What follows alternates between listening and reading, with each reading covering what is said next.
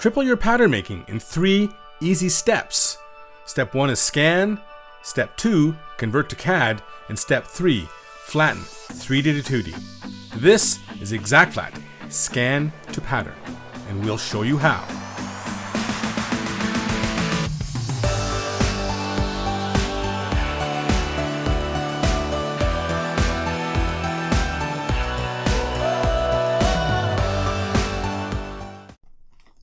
Hello and welcome everyone. This is part 3 in our series for how to triple your pattern making in 3 easy steps.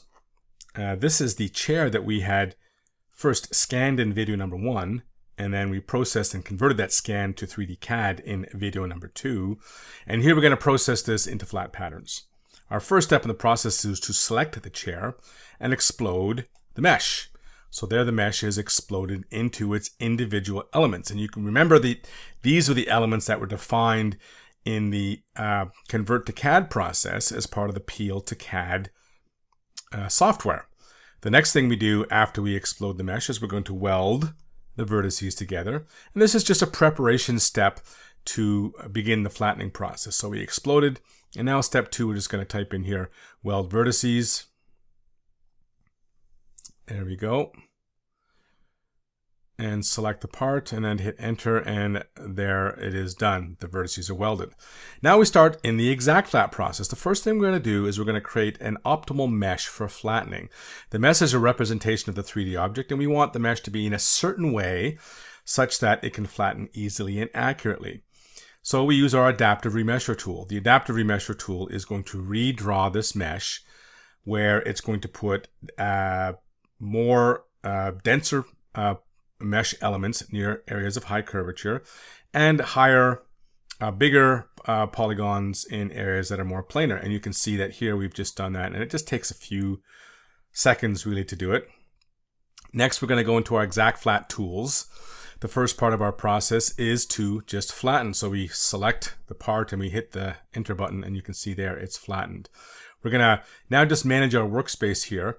There's our flat pattern pieces there, and we don't need to see the 3D object anymore. So we're just going to turn those layers off and just activate the flat layer.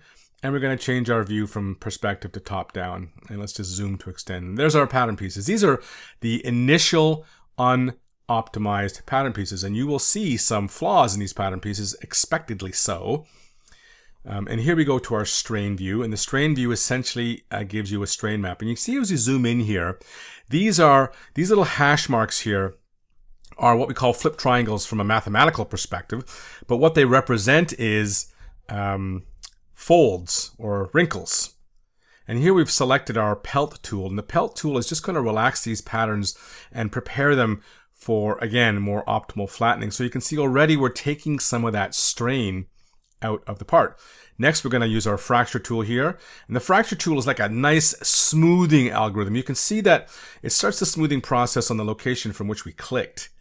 And once you click it, basically, it's like spreading your hands over the pattern pieces, what pattern makers do all the time. Now we have nice de-wrinkled and smoothed patterns for optimization. These are still not yet the optimized patterns. We're going to go to the next part, which is our optimizer. The optimizer will take into account the warp, weft, Young's modulus, Poisson ratio, and a number of other engineering characteristics. Here we select our material, and we're just gonna, we have a number of materials in the database, but we'll just stick with a cotton here for the purposes of this example. And we begin the optimizer. Now, the optimizer is going to run through these algorithms, and it's going to try and do a couple of things. First, it is searching for areas of strain and sag. Areas of strain and sag are represented by colors. There's not much strain in these pattern pieces anymore. We managed to remove most of it in the pre-flattening stage.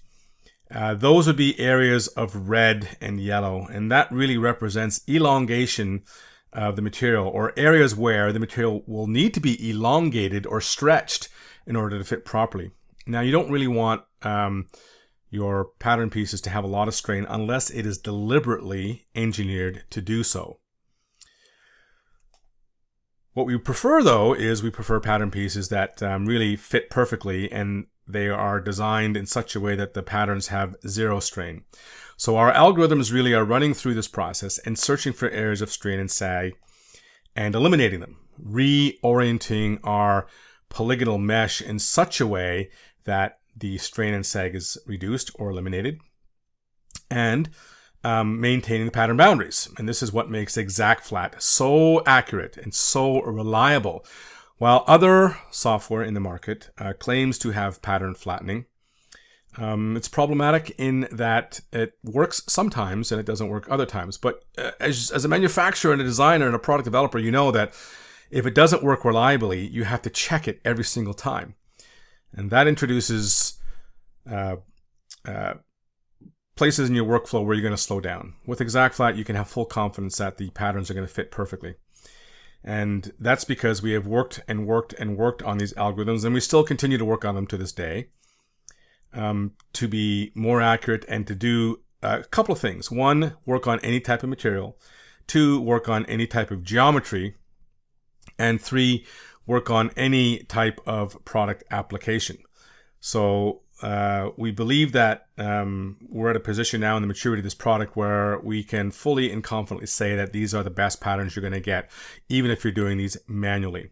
There are ways to introduce strain here. We have algorithms for local target strain and global target strain. But we're not going to talk about those right now because that's not really relevant for this particular part. As you can see, the optimizer runs through each piece individually. And on a part like this, it'll take a couple of minutes. Go grab a coffee, some M&Ms or something, and it'll be done before you're finished. And here we are just about done at 100%, and there we are finishing off. So now that we have our optimized flat patterns, we're just going to arrange these for the next part. And there's a couple of tools that we have to make the next part of pattern development easily, but you don't necessarily have to use ExactFlat for this. If you have other workflow tools already in place, then that's perfectly fine. So we're just going to arrange these, and we have a find tool where we can just start with one edge. Here's our find tool. It's the binoculars. So we just click an edge, and it will automatically find the neighboring edge. So you don't have to go chasing your pattern pieces around and figuring out what goes with what. You can simply start with one piece and then click the find tool, and it will automatically find the neighboring edge and orient it right beside it. Now the offset there, those are settings you can adjust. So here we go. We're going to find the rest of these pieces. Click the find tool, and you can see just one click and it'll arrange the pieces. Now you could actually walk the pattern by clicking and holding, and that little hash mark there, you would be able to orient the patterns in in a way which is at a right angle to the actual edge that you clicked on. So you see how these edges have curvature. If you want it to be at a right angle to a certain part on that curve, then it's possible to do so. And you can adjust the offset. But here we go, just arranging these. It's pretty easy to do. And you see when you click on a different spot, it just, again, it depends on the curvature, but it'll orient these things. We're not going to do it perfectly right now, and maybe you will or maybe you won't do it in such a way that it's lined up to your satisfaction.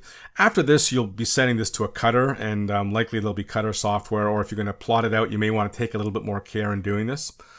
But for our purposes here, it's not that necessary. So as we zoom to extend here, now we're just going to show you some of the very simple time-saving tools, and the first one we have is notching. So I'm just going to move these pattern pieces out a little bit just so that you can clearly see the notching process. Yeah, just move that one. Okay, here we go.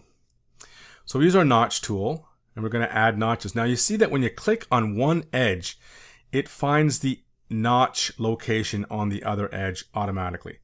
This is a very unique feature to ExactFlat, and the reason this is so easy and so simple is because we maintain the associativity between 3D and 2D. Recall that our algorithms were drawing the pattern pieces as we go through the flattening process, so all the locations are maintained. And you can apply notches very simply and very easily. And if you're using a different pattern making software, if that's what your established workflow is, these notches will come in and you can easily use them for reference locations. Now we're just going to talk about some of the options we have here. So for example, if In our DXF export, we could put a seam allowance in, and it's not necessary. Again, if you're using another third-party tool for 2D CAD, you can maintain it, or you could put your seam allowance here very quickly. So we're going to put a 6mm seam. That'll be a global seam allowance on this whole pattern piece.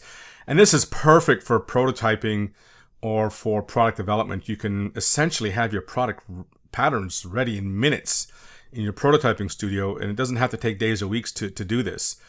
And therefore, you can go through many, many, many more iterations. And here we're just going to save this file as a DXF.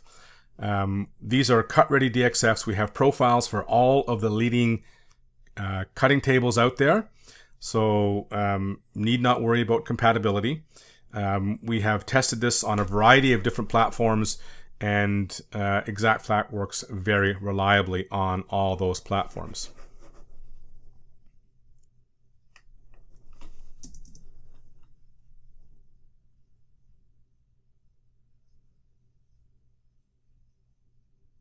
Okay, so what we've done is we've exported our file and brought it back in, and you can see that a grain line was automatically applied. There's our notches on the left and right, and there's our seam allowance. The actual cut line is in red and the actual pattern line is in blue. And that's it. That's how you flatten from 3D to 2D. This concludes part 3 on how to flatten from 3D to 2D. It is the last section for this part, and we hope you found the content useful. If you want more, there are other videos on other parts in our series on how to triple your pattern making in 3 easy steps using ExactFlat Scan to Pattern. It's the faster, better, cheaper, and easier way to create patterns for all your products. You can also contact us at your convenience for a demo or to learn more. We'll show you how.